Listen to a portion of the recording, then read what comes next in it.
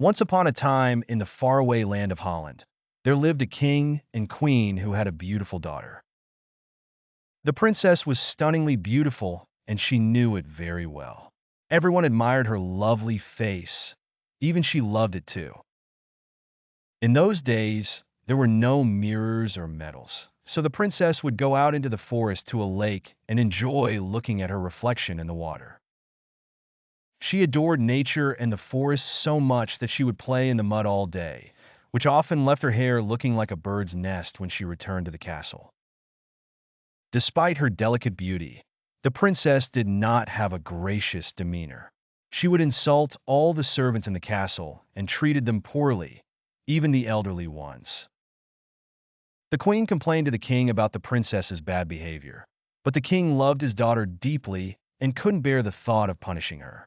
He consoled the queen with comforting words. The king comforted himself with the thought that she was kind to animals, but he worried about her future as a queen. He kept these worries to himself and retreated to his favorite spot in the forest, where his old friend the great oak lived. Years ago, when the king was just a young boy, he had seen woodcutters coming to cut down the great oak, but he didn't let them. The woodcutters had no choice but to leave the oak tree alone. The young prince then ordered guards to protect the tree to ensure no living tree would be cut down and no animals would be hunted. One day, while playing in the forest, the young prince heard a distressing sound. He searched for its source until he found a young bull in great pain.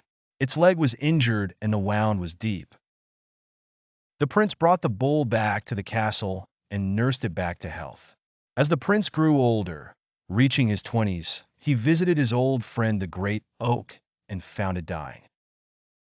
The prince was deeply saddened, but then he remembered the tree's last words to him. Now, years later, the king stood in the forest recalling the advice given by the old oak and the bull. He saw a glimmer of hope and felt grateful. He hurried back to the castle and ordered a skirt to be made from oak twigs and a comb from the bull's horns. The king then commanded the princess to wear the wooden skirt whenever she misbehaved. The skirt was uncomfortable and disliked by the princess, and soon her behavior began to improve. Each time she combed her hair with a horn comb, her manners got better. Everyone was astonished by the change in the princess and wondered about the reason behind it. One day, while out in the forest, she reached the great oak spot and saw the most beautiful flower ever. She took it back to the castle and showed it to her mother and her aunt, who taught her how to extract flax from the flower and spin it into the finest, softest fabric.